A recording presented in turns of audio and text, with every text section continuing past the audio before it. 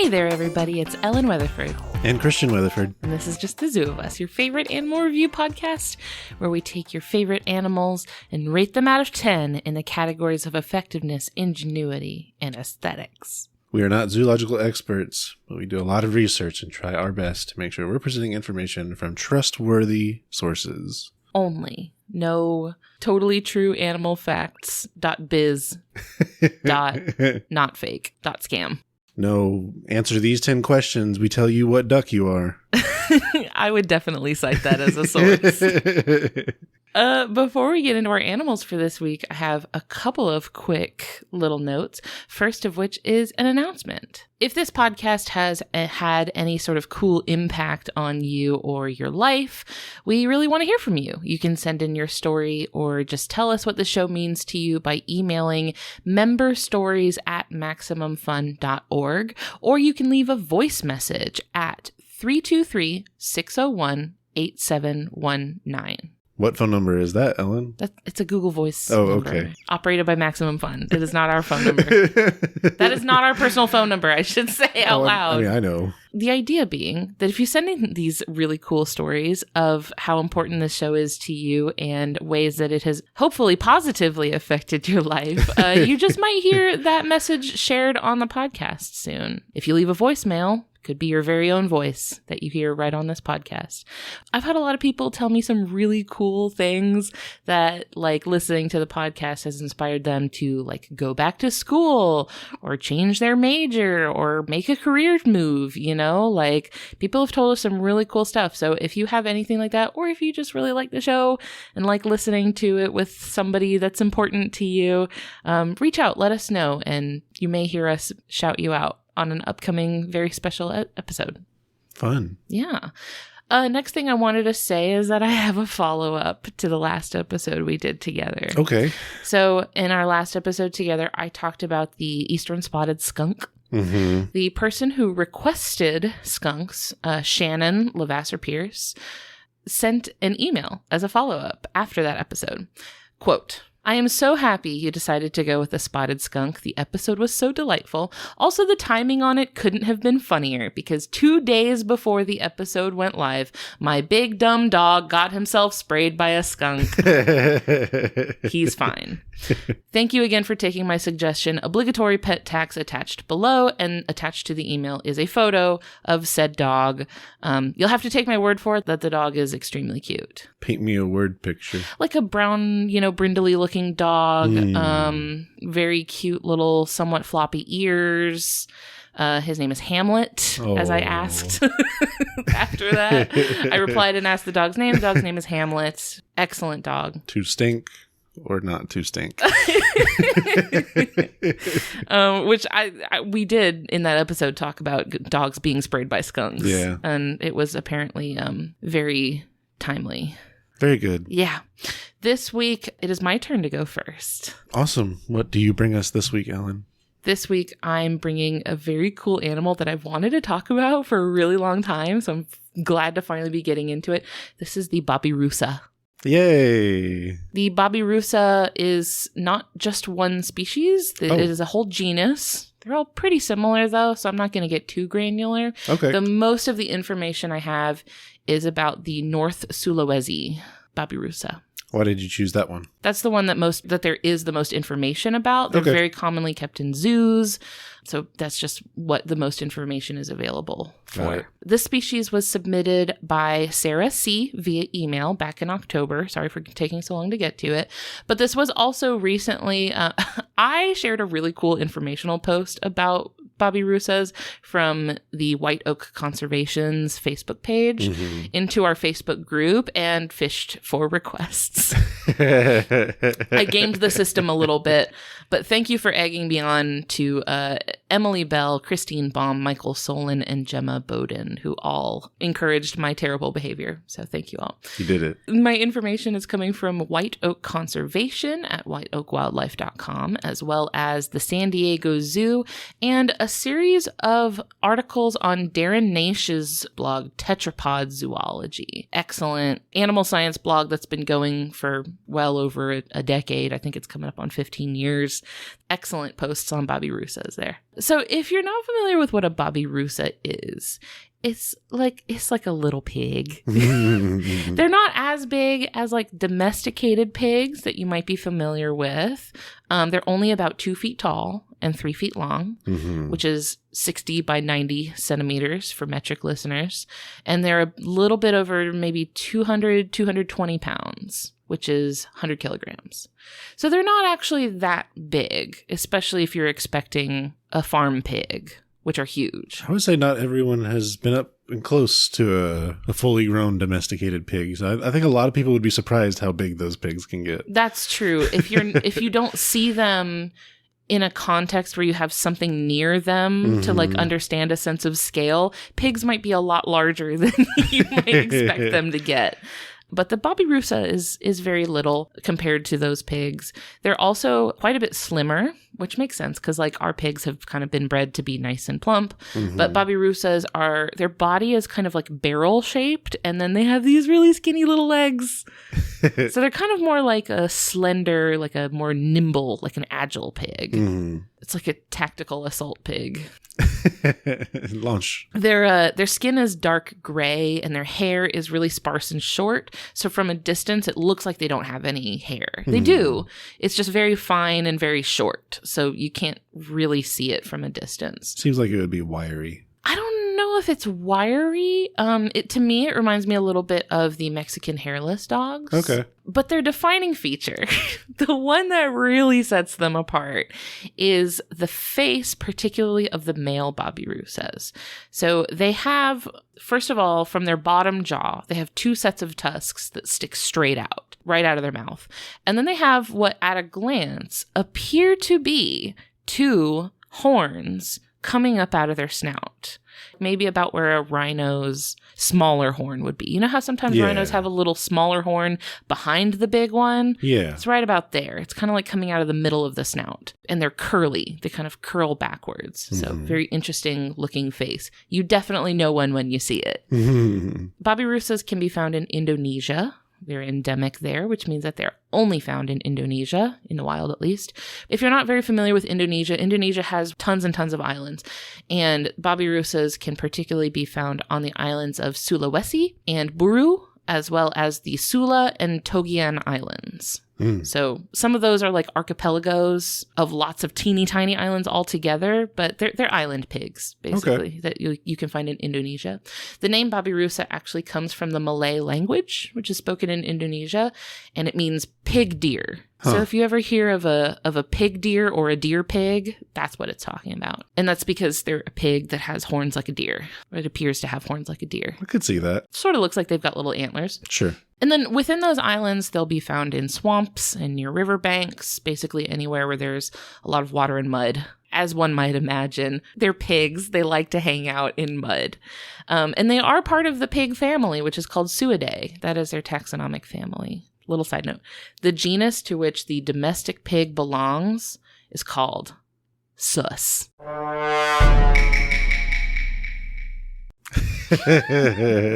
So, just to get straight into effectiveness for Babirusas. If you've never listened to this podcast before, effectiveness for us is physical adaptation. So things built into the animal's body to let it do a good job of what it's trying to do. I'm giving it a 7 out of 10. It's pretty good. It's good. It's not the highest score I've ever given anything in my life, but it's good.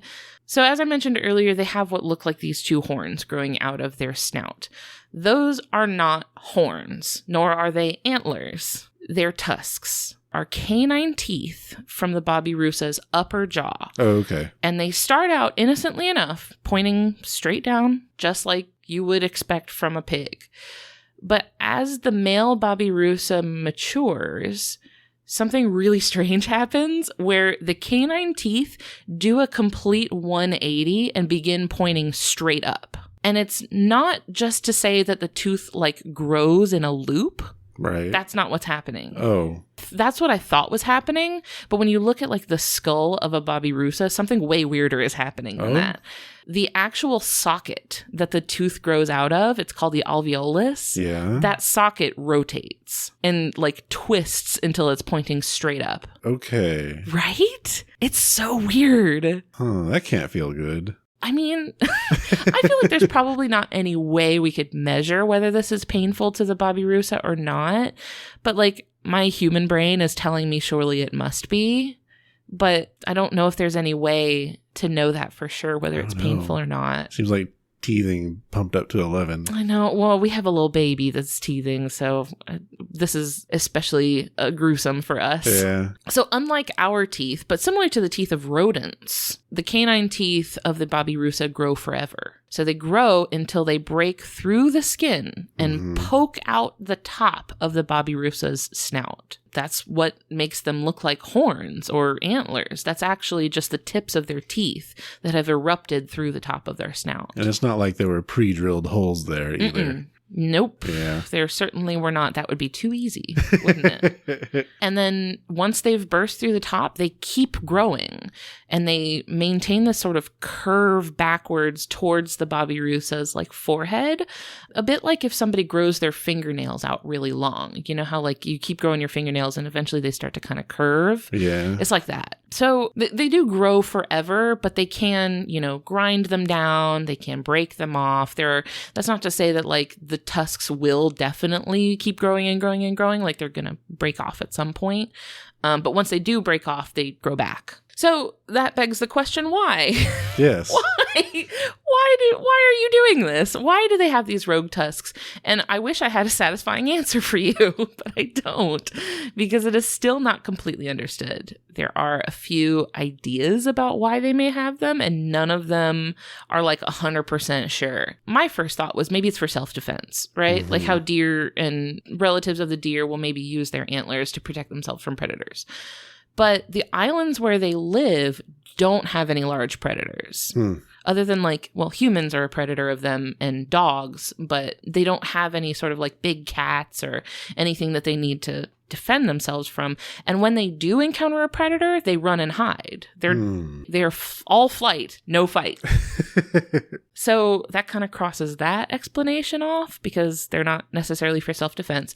And then another thought is that they were used to help males fight each other. This is a common thing with ungulates, right? Animals that have hooves. Right. They often like to fight each other, whether it's using them as a weapon to fight each other or almost like a helmet, like a visor that's meant to protect their eyes. True. So that when they get in a fight with another male, they're not going to have their eyes damaged. Right. But this theory kind of loses some weight when you look at how Babirusas fight each other. Oh boy. They don't swing at each other with their tusks like you might expect them to do because their tusks look so fierce and formidable. Right. They get up on their back legs and they box with their front hooves.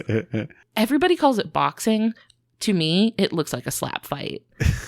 They're just like smacking each other with their front hooves. Oh my. Yeah, the tusks don't seem to be involved at all, nor do they necessarily help. Because they're also kind of like holding their head away. So the tusks don't seem to come into play. Maybe the tusk feature came before the learned behavior of boxing. That would make sense to me because, like I said, the tusks can break off. Yeah. They're actually kind of brittle a little bit. Like, it's not that hard to break the tusks off. So, I mean, if they were at one point fighting with their tusks, they would have been losing their tusks left and right because they can just snap right off. You know, that doesn't seem to be what they're for. One possible explanation is that female Babirusa do seem to prefer mating with males that have longer tusks. So that kind of implies that maybe they're a symbol of longevity because I mentioned like they grow perpetually. So if you have really, really long tusks, that would imply that you're a very old Babirusa. Therefore, you have survived for a really long time, which means you must be doing something right, right? Sure. Like you have been not dying for a very long time, and you may be then a desirable male to mate with, which kind of reminds me of how like Khal Drogo in Game of Thrones keeps his hair long to represent that he's like never lost a battle. Right. You know what I'm talking about? Yeah. They have like a tradition where like they cut their hair if they lose in battle, but his is super long to show how like tough he is. Uh-huh. It's kind of like that. It's also kind of like the Inca tern that we talked about a really long time ago that has that mustache. Yeah.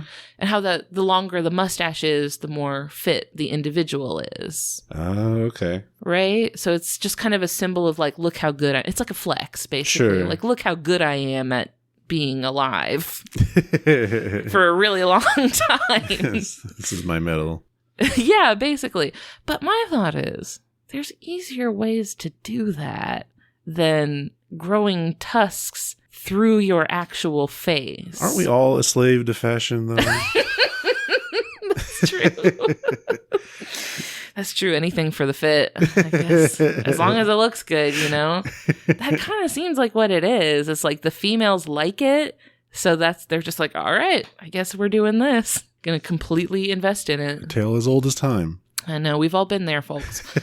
So the tusks have ultimately contributed negatively to my score for the Babirusa because it can kill them. I don't know if you've ever heard of this, but if the Babirusa doesn't break off or wear down those tusks, they will grow and grow and grow until eventually they can pierce the animal's skull and impale themselves in the face. For a long time, this was kind of like thought to just be, I don't know, like a folktale basically, or just like a maybe sort of thing. Sure. But there are actual documented cases of this happening, such as a skull that belonged to a very unfortunate Babirusa. The skull is now kept at the Museum of Natural History in Gothenburg, Sweden. And I found a picture of that skull on the Tetrapod Zoology blog that they referenced in March of 2010. So, like, that has actually happened. There's more than one. Like, there's more than one skull out there of a Babirusa where the teeth have grown around through and actually, like, stabbed them in the face. Interesting. Yes. So, I feel like there are easier ways to do what you're doing without stabbing yourself in the face. It's like a method of, making sure you're doing stuff and not just being lazy, I guess. It's like a reminder to get up and move.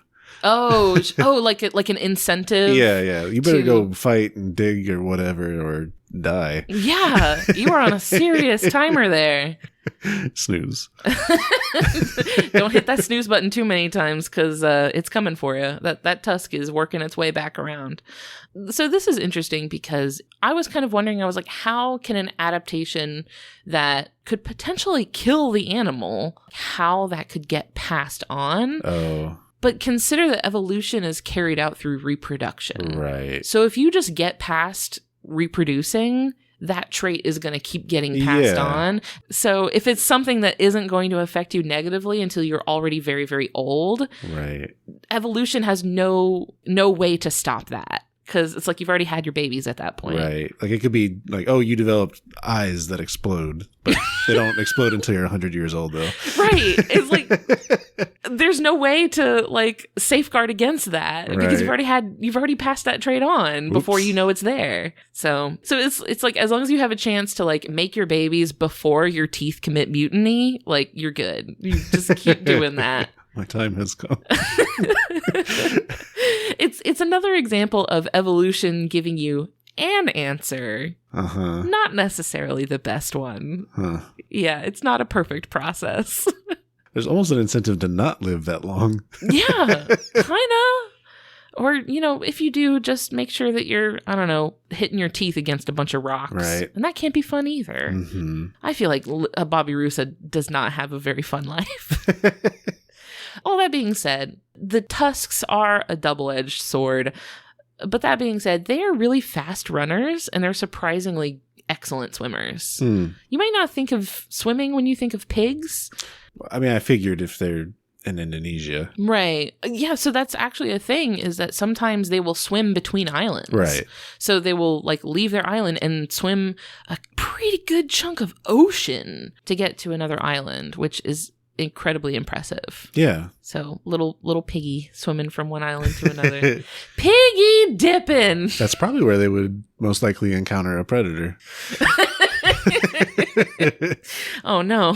Stay out of the ocean, little pig. I think saltwater crocodiles make their way up to Indonesia. I think. That sounds right. I bet there's crocodiles there. Yeah. But, I mean, if not crocodiles, there's sharks and all sorts of stuff in the ocean that'll just gobble a pig right up. So all that being said, ingenuity for the Babirusa. I'm going to give it a 7 out of 10. Okay. Which is, like, on the good side. We know domesticated pigs to be quite intelligent. They're clever little guys. Babirusas are social, so they like to live in a group with others, particularly others of the same sex. So females like to hang out in a group with other females, and then males like to hang out with other males or by themselves.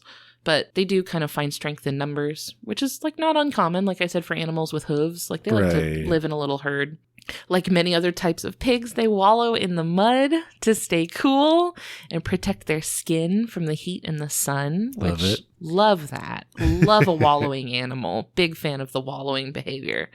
I guess I could wallow. There's nothing stopping me from wallowing in the mud. I was about to say if I could, I would. And then I really thought about it and I was like, I totally could. I could wallow right now if I wanted to. This was a whole thing in Predator. In Predator? Yeah. That's camouflage. Oh, like... Did they do that in the movie? Yeah.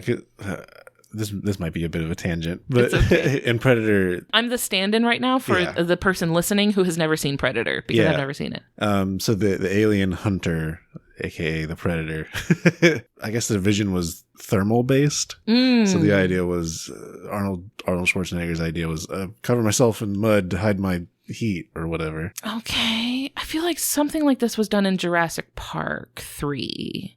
Except it was poop instead of mud. That was probably smell-based.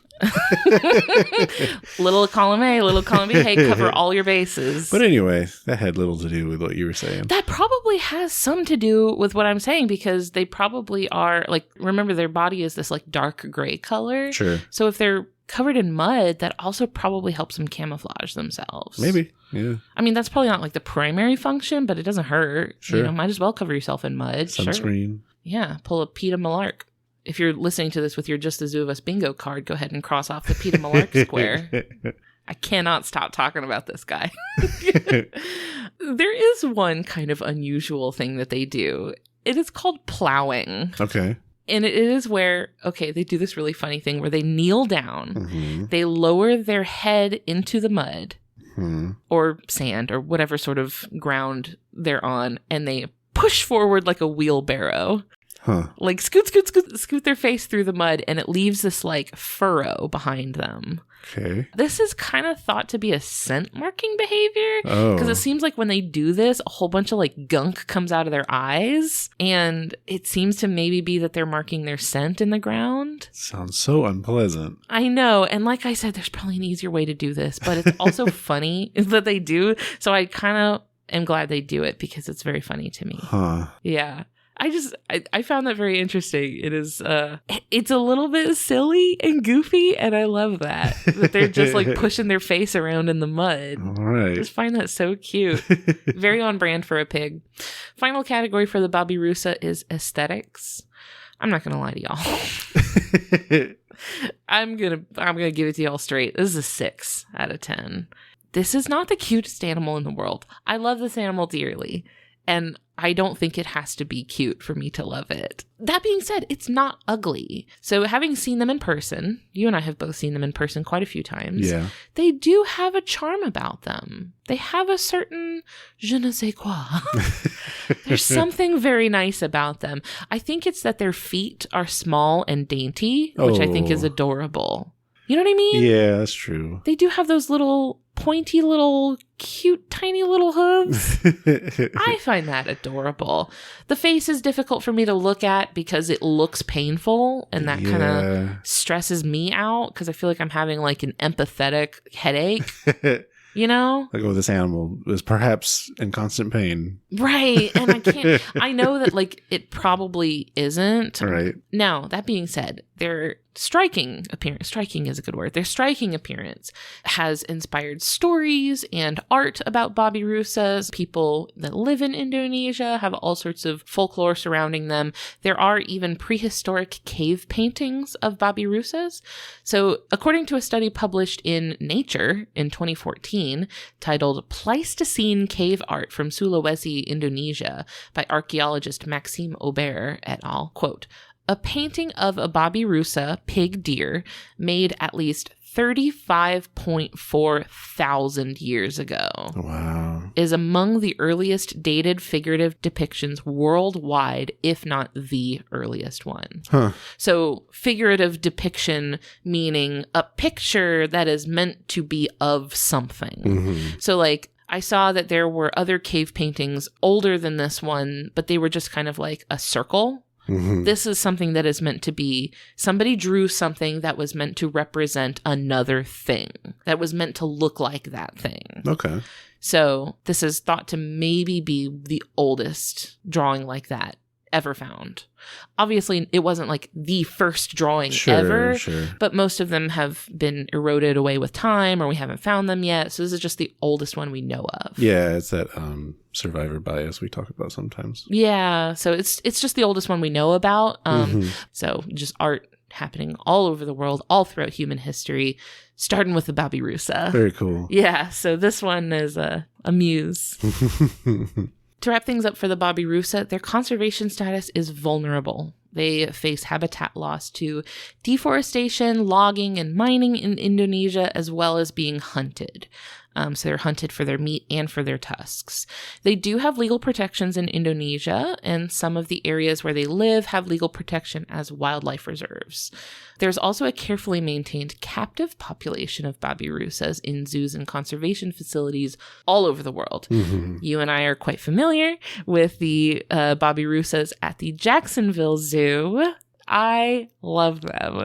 Especially since they're in the same exhibit as the Asian small claw otters. Yes. So I was going to talk about that because they're kept together in a paddock. So it's the Babirusas and these little adorable, spunky little otters that all share a big exhibit. You can actually see this in a really cute video on the Jacksonville Zoo's YouTube channel. It is titled Asian Small Clawed Otters Meet the Babirusa Pigs. Oh. And the Babirusas, by the way, are named Jeffrey and Ramona. I like that. It's very cute. There's only two? I think that at the time when this video was taken, which I think was in 2019, there was only two. But I just kind of pieced this together while I was watching this video. The otters and the Babirusas together are like the Indonesian version of Timon and Pumbaa. Aren't they? I like this one better. Well, we talked about meerkats and warthogs in a very early episode of ours, and they are very cool in their own ways too. Uh-huh. But it's an otter, babe. I'm sorry. I know. In this exhibit together, they have such a funny little dynamic because the otters are, of course, very spunky and energetic and playful, and sometimes they try to like play with or around the Babirusas that are just trying to like lay in the dirt and take a nap, and it's hilarious to see. You can tell that the Babirusas are so over it and want nothing to do with it, and the otters are just trying to play with them. Gosh, they're cute. It's very good. Yeah, I have all sorts of really cool pictures of the Babirusas at our zoo. They're incredible animals, and I love them. Mm-hmm. Excellent animal. Thanks, hon. Thank you. Let's take a quick break to hear from our friends at the Maximum Fun Network, and then let's get into your animal. Okay. Are you experiencing minimum fun? Or perhaps average fun? Well, that simply won't do. Subscribe now for maximum fun. Yeah, there you go. Ask your doctor if maximum fun could be right for you. I'm going to leave that in. Okay. Carrie, is it? Oh, yes. Hi, I'm Carrie. I am Psychic Ross, and I will be reading you this evening. Oh, interesting. Well, okay. I co-host a podcast. It's called Oh No, Ross and Carrie. Yes, I'm sensing that. The spirits are telling me it is a show about Well, it's about poodles. like fringe science and spirituality and claims of the paranormal. And you knew that. You do research online. But more importantly, like we do in-person investigations. In-person investigate as well. Oh my God, that's amazing. See? Me and my friend, this is so weird, my friend Ross, same name as you. Weird. He and I just go and try them all out. And actually, we've gone to a number of psychics. And to be honest with you, it's a lot like this. It's called Oh No, Ross and Carrie. They can find it at MaximumFun.org. I could have told you that. Schmanners. Noun. Definition. Rules of etiquette designed not to judge others, but rather to guide ourselves through everyday social situations. Hello, Internet. I'm your husband host, Travis McElroy. And I'm your wife host, Teresa McElroy. Every week on Schmanners, we take a look at a topic that has to do with society or manners. We talk about the history of it. We take a look at how it applies to everyday life. And we take some of your questions. And sometimes we do a biography about a really cool person that had an impact on how we view etiquette. So join us every Friday and listen to Schmanners on MaximumFun.org or wherever podcasts are found. Manners, schmanners. Get it? So, darling, it's time for your animal. What you got for us this week? I got something wet and old. How luxurious. This week I bring the Greenland shark. Those are definitely two words to describe this creature. Some of them. Scientific name, Somniosis microcephalus. Somniosis? Yes. Ooh, that's cool. That refers to sleep. Mm-hmm. And microcephalus literally means small head. Well, that's mean. And that might sound familiar because of the Zika virus in recent years, causing the condition, I believe, microcephaly. So yeah, sleepy small head. Aw. The taxonomist had to drag this animal. And this species was submitted by Charlotte Neal via email. Thank you, Charlotte. Thank you, Charlotte. And I'm getting information from National Geographic, Animal Diversity Web, and the Florida Museum. Oh, Florida Museum. Yes. Come through. Now, let's talk about what this shark looks like. Basic outline of the shark. So you that's know good. sharks, yes? Yeah. You've heard of them. They're quite long, not super heavy. Oh, really? I mean, compared to like the great white, for example. Oh, sure. They get as long as 23 feet long. That's huge. That's Yes. not bigger than a great white shark? That is about as big as a great white shark. Okay. Lengthwise, but Sure. not weight-wise. Oh, interesting. So that's 7 meters, by the way. And they can weigh up to 1.5 tons or 1,300 kilograms. Him big. Yes. What they look like, they're dark colored with splotches of lighter color. So like those darker colors can range from black and brown. And then the lighter colors could be like white or just lighter versions of the rest of the color. Sounds like a reverse leopard print almost. Sure. And it's very submarine shaped with its head. Its head features are very small, which is what I think the name comes from. I get it. It's like Like a torpedo almost. Yeah, yeah. And they can be found in the North Atlantic. Very cold, very deep water a lot of the time. Near, say, Greenland, perhaps? That includes the range, yes. How come Greenland got the claim to fame for this shark? Taxonomic family is Somniosidae, which are sleeper sharks. Okay. What is a sleeper shark? Sleeper sharks are sharks that are in deep cold water that don't move very fast, and they're thought to primarily feed off carrion. Okay. This is not a shark that perhaps is activated by a code word. Has been maybe trained to suddenly spring into action when it hears a certain trigger. Right. No. So before I dig into the meat of the info, I just want to say not a whole lot is known about the Greenland shark. I think that's par for the course with a lot of these deep sea weirdos. So an issue I ran into researching it was conflicting information between sources a little bit. Oh. Primarily when we talk about things a little later on, there's a big margin of error. True. I'll talk more about that. But we also don't know a whole lot about their behavior and that sort of thing. I feel like they're not doing a lot.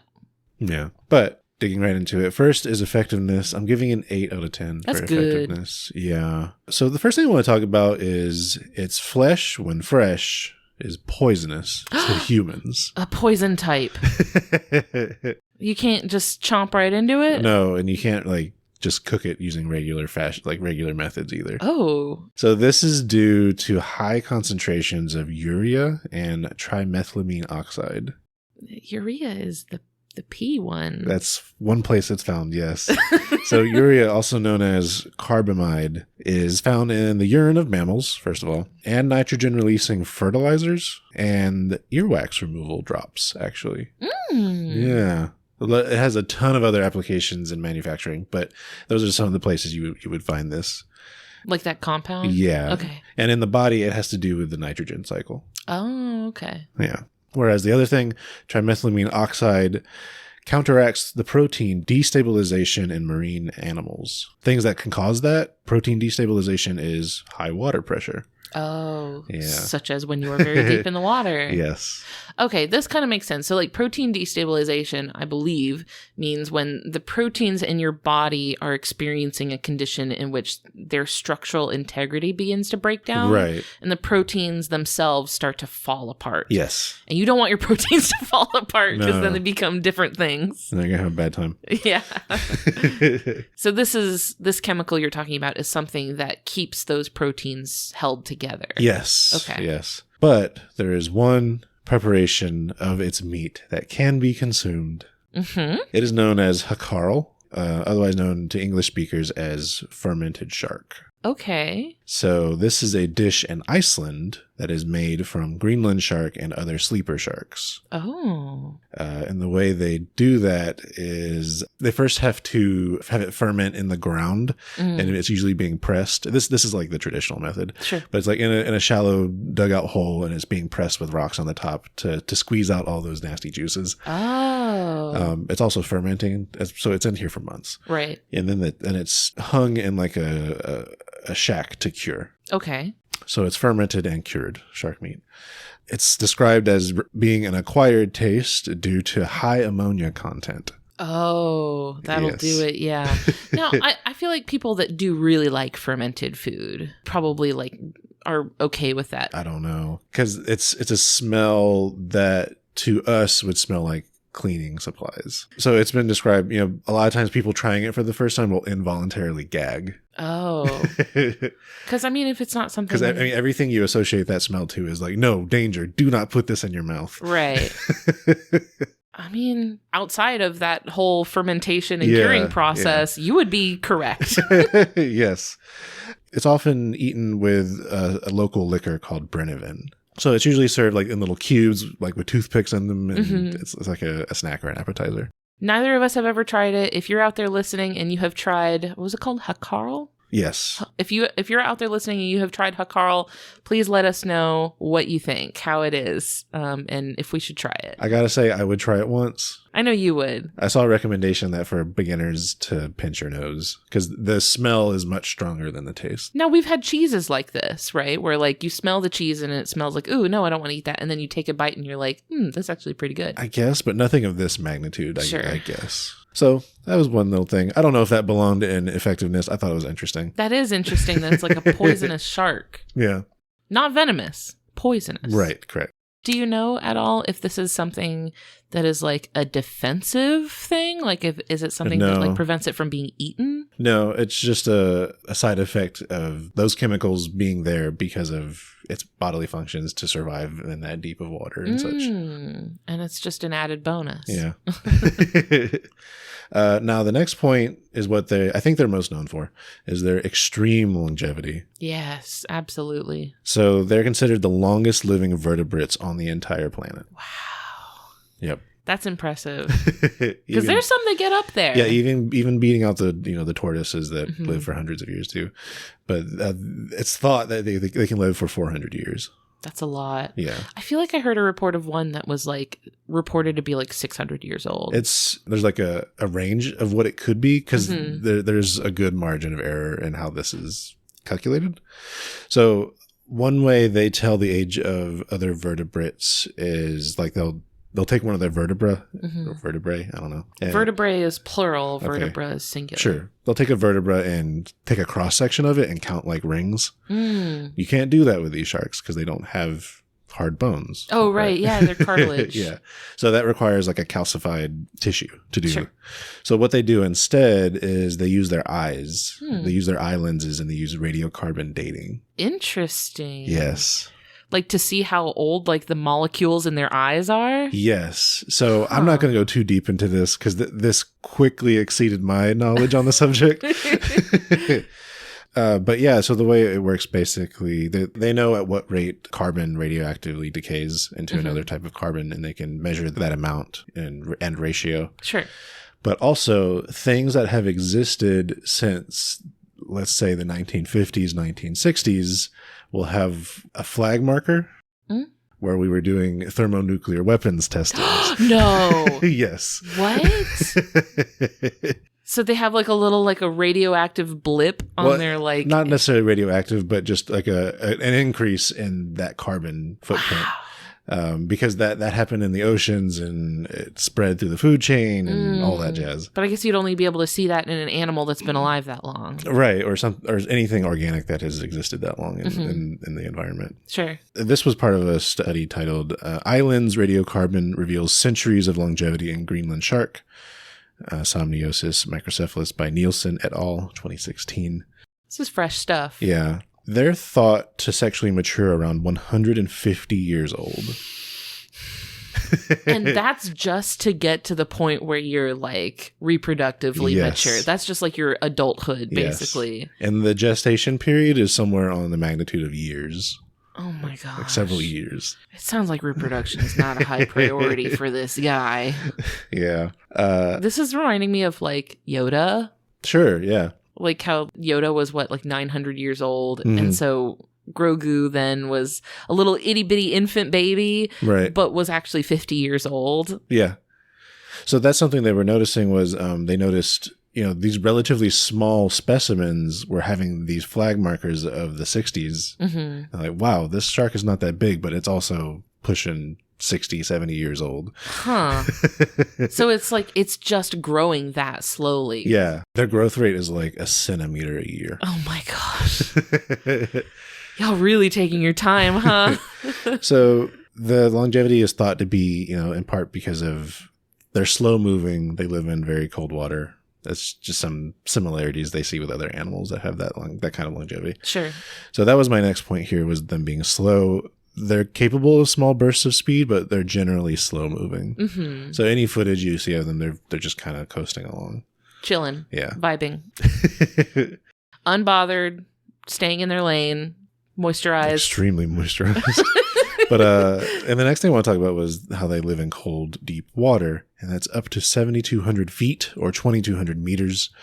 And temperatures between 28.4 to 44.6 degrees Fahrenheit or -2 to 7 degrees Celsius. It's very cold. Yes. Cold. They have antifreeze blood. Love it. Bringing it back to the ice fish. Yeah. So that's just like another toxic thing in their blood. Well, that's the thing. The same chemicals that make their flesh poisonous to humans also prevents the ice crystals from forming in their blood. Very good. So that's really serving them on many levels. Sure. They often have poor eyesight due to parasites. So there's a small crustacean that leaves scar tissue on the cornea every time it attaches. Oh, gross. Yeah. Poor thing. But turns out that reduced eyesight isn't that big a deal. If you're living down in the ocean where there's no light anyway. It's using other senses, mostly. Oh, yeah. Because sharks are known for having very good senses. They do have teeth. They have pointy top teeth and a more slicing type tooth on the bottom jaw. It's like two different types of tooth? Yep. Huh. Mm-hmm. Weird. And that helps them, like something like a whale fall. That lets them tear the chunks away. Smaller things, of course, they'll just swallow whole. You mentioned that like moving so incredibly slowly through the water probably makes them just like free real estate for all sorts of parasites that just hop right on. If they can survive there, sure. Yeah. They have denticles, or as I've called them previously, denticles. We're bringing it back. Not like, tentacles with a T. Denticles. Denticles. With a D, as in delta. Yes. So they have that, their skin has that sandpapery feel as a result. So offer some protection. And hydrodynamics. Sure. Not that they really need it. But their diet is not super well understood. What we do know about it is mostly based on stomach contents of those that are caught. Any interesting things in there? It's a pretty wide thing. Oh. So, of course, carrion, so things that have died in the ocean. But also seals. Okay. Reindeer. How'd you get that? A horse. How did that get there? And allegedly in 1859 was not corroborated, but allegedly a human leg. Okay. I feel like maybe for some of these, it kind of seems like maybe something was already dead. Right. And it fell into the ocean and just happened to make its way to where the shark could get it. Right. It's hard to tell, though, because I saw one thing saying, they don't see the contents of a creature that primarily eats carrion because they would expect it would be catching other things that are also eating dead animals, like small crustaceans and stuff like that. Sure, like isopods and hagfish. They're not and finding stuff. it in the quantities that they would expect. So it's not totally understood. Like, do these things have the ability to chase down a seal if they really want to? I'd love to see it. Certainly would love to see it. Yeah. You know how like in kung fu movies and stuff, they'll always set up this character who's usually like a really, really old man who kind of like moves very slowly and is somewhat decrepit in appearance and just kind of like hobbles around slowly. And then at some point, somebody like attacks him and suddenly he moves really, really fast and is like a kung fu master. Yeah. Maybe it's that sort of thing where it's a hustle. Like they're just creeping by until they really need it. Maybe. I mean, understandably, they're hard to observe. So in terms of, a lot of time when we talk about sharks, we talk about what is their danger to humans, right? Oh, yeah. Well, these things live in places where humans are not likely to be. Don't worry about it. It's not a big deal. Yeah. There other than that alleged leg being found, there's no other reports of a person being attacked by a Greenland shark. This is not one you have to worry about. I have seen stories of people that were trying to study those environments, realizing they were being stalked by one. Oh, but I think that if you are already at that depth of the ocean, you have bigger problems than a Greenland shark. I don't know. You have other things to worry about. I got the teeth for it.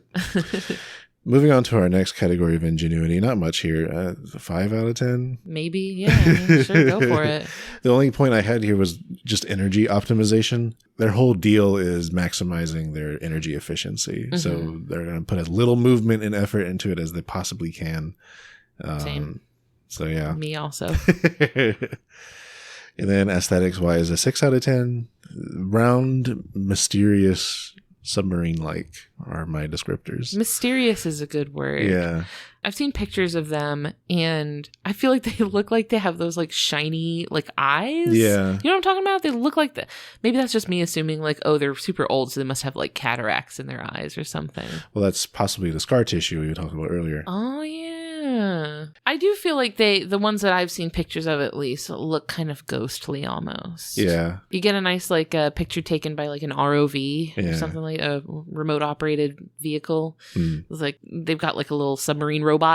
Right. Like they're piloting remotely from like a research vessel or something. Yeah. Those are some cool pictures. Yeah. Just to kind of wrap it up with a little bit more information, their conservation status is vulnerable, decreasing as of a 2019 assessment. They are targeted sometimes for fishing, but they are also bycatch a lot of the time too. But that's the bycatch thing comes more into like trawling and nets and that kind of thing. I mean, because dragging up anything from that depth with any speed, of course, has problems. Well, that's true. Then you get that like decompression problem and like or like depressurization, right? Like the blobfish, how they totally fall apart when you take them up out of that depth. It's also thought that the effects of climate change on their prey availability will do not great things for them. It's a common problem among things in the ocean where the ecosystem is experiencing a lot of change. Right. And then, of course, they have a very slow population recovery because it takes 150 years for them to be able to think about reproducing.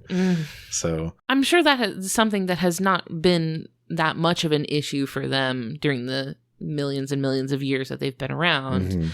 But now in the, what do you call it, Anthropocene era, where the whole world is changing at a very fast pace. Right. Having that sort of long turnaround time between your generations means that it's difficult for you not just to recover your numbers, but to adapt, right? So like if you're going to make an adaptation that is going to allow you to continue to survive as a species, having it spread out like that means that the environment could change faster than you can adapt to it. We see that happening with a lot of, we talked about this recently with like the Blandings turtle, for example, being an animal that has such long amounts of time between the generations, and then they can't really keep up with all the changes happening around them. Yeah. I feel like the Greenland shark seems like they are just experiencing time on a different scale from us, you know? Yeah. Like I saw it described as there's like like a large Greenland shark caught in recent years could have been alive at the same time as like George Washington, for example. So interesting to think about like Yeah. an animal living that long. Yep. I mean, that being said, plants do this all the time. Sure. Plants and fungus and stuff, this is nothing to them, right? They're listening. They're like, oh, cute. 600 years? Get on our level. These are rookie numbers. Okay, but trees can take a seat, okay? I'm pretty sure sharks predate trees. They do. Yeah, you're right. They've been kicking it longer than trees have. So put that in the W column for sure. It's a great animal. Yeah. Excellent shark. We've talked about so many sharks on this show. We just can't get enough of them. I'm not going to apologize. They're good. They're excellent. We love it. I feel like we've also like run the gamut of sharks. We've done a lot of different sharks. You know, like it's not just the same one over. Like we've done some variety of There's sharks. a lot there. There's a lot. Yeah. This is a great one. Great job, Christian. Thanks. Thank you. Thank you, everybody, for listening today. It has truly been a delight to have you along with us. We're really appreciative of your trust and your time. If you want to connect with us on social media, we're on Facebook, we're on Twitter, we're on Instagram. Just search the title of the show. If you have an animal that you want to hear us talk about, you can send those to us. Best way to get them to us is to email them to me. My email address is ellen@justthezooofus.com. We would like to thank Maximum Fun for having us on the network. If you want to learn more about the network, there are other shows, or if you want to sign up for a membership to support us and keep our show going, you can do that at MaximumFun.org. We'd also like to thank Louis Zong for our incredible theme music. Louis Zong, I believe, just put out a new single recently. It's really good. So thank you, Louis Zong, for that music. We really love it. And next week's episode is going to be about stick bugs. Love it. Thanks, y'all. Bye. Bye.